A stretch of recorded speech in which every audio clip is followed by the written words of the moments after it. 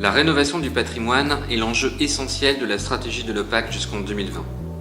Au-delà des réflexions menées dans le cadre du nouveau plan de rénovation de l'ANRU, ce sont 5000 logements qui seront réhabilités et la quasi-totalité du patrimoine qui bénéficiera de travaux d'amélioration. En 2015, nous avions augmenté la dépense d'entretien et le défi pour 2016 consistait à obtenir les premiers résultats en dynamisant l'activité. Non seulement les dépenses sont supérieures au budget, et cela n'était pas arrivé depuis fort longtemps, mais les investissements sur le patrimoine se sont multipliés pour atteindre 35 millions d'euros dès 2016, soit 78% de plus qu'en 2014. 3 chantiers de réhabilitation, les résidences Massenet, Saint-Maurice et Carvin, représentant 335 logements, ont été réceptionnés en 2016. Au-delà de ces chantiers, et c'était le défi, ce sont plus de 1500 logements sur lesquels nous avons accéléré le montage des opérations pour respecter le calendrier.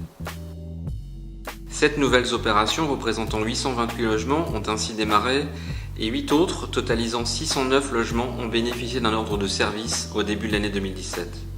Ces résidences se situent partout dans la ville et à l'image des résidences Saint-Maro-Brive et Quai de la Passerelle, elles illustrent le nouvel élan de l'OPAC.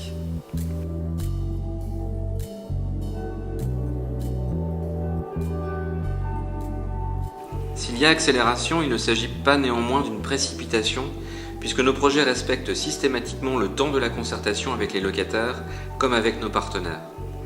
À nos préoccupations habituelles, nous menons des projets exigeants en matière de rénovation énergétique, de confort, d'adaptation aux besoins. La prise en compte humaine est ainsi très forte et nous sommes parvenus à traiter des sujets difficiles de relogement ou d'accompagnement des réhabilitations en milieu occupé, bien au-delà de nos obligations.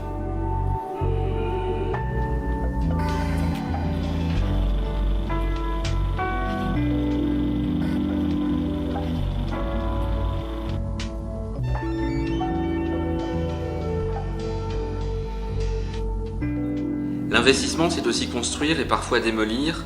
108 logements ont été livrés en 2016 et plusieurs opérations ont démarré, notamment dans les Actes d'Amiens et dans le cadre de l'ANRU. Pour la démolition, c'est avec 1 an d'avance que la résidence Fafé a été déconstruite pour laisser bientôt la place à du logement individuel, dont une partie en accession sociale. La rénovation du patrimoine ne s'est pas limitée aux réhabilitations. Les chantiers de rénovation de parties communes, de réfection de toitures, de réseaux, les remplacements de systèmes de chauffage se sont multipliés sur l'ensemble du patrimoine, notamment dans les résidences où il existait beaucoup d'attentes, voire de la lassitude.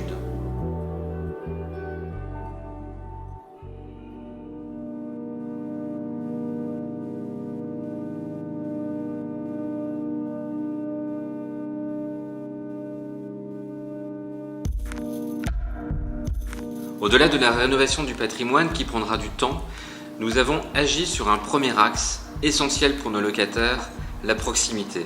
Dans le cadre d'une charte d'engagement de qualité, nous avons mis en œuvre la décision de renforcer les équipes de proximité pour garantir plus de propreté, plus de relationnel de terrain et une meilleure maintenance préventive.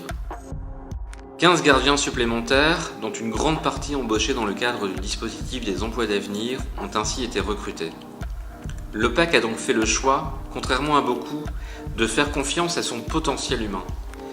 Plusieurs accords ont été négociés et signés pour cette mise en place, qui a non seulement nettement amélioré la satisfaction des locataires, notamment sur la propreté, mais aussi dans son coût pour les locataires, puisque les charges liées ont diminué de plus de 20%. Cette proximité, facteur d'amélioration de l'ambiance, est accompagnée par une mise en place extrêmement rapide du dispositif de vidéoprotection avec plus de 600 caméras posées en 1 an, notamment dans les résidences où l'usage des parties communes posait des difficultés. Là encore, les résultats sont importants avec une diminution très nette de ces difficultés et une absence de dégradation du dispositif qui nous a permis par ailleurs d'améliorer nos relations avec nos partenaires, notamment la police nationale ou municipale. L'amélioration des services de l'OPAC est donc une priorité. Les attentes sont importantes et variées. Nous avons complètement modifié l'organisation de la gestion locative et de la relation client pour y apporter plus de professionnalisme, plus de réactivité. Mais nous avons aussi l'ambition d'adapter nos pratiques en fonction des besoins. Nos logements sont occupés par des familles ou des personnes seules, des actifs, des retraités, des personnes en situation d'isolement, des personnes âgées, des jeunes.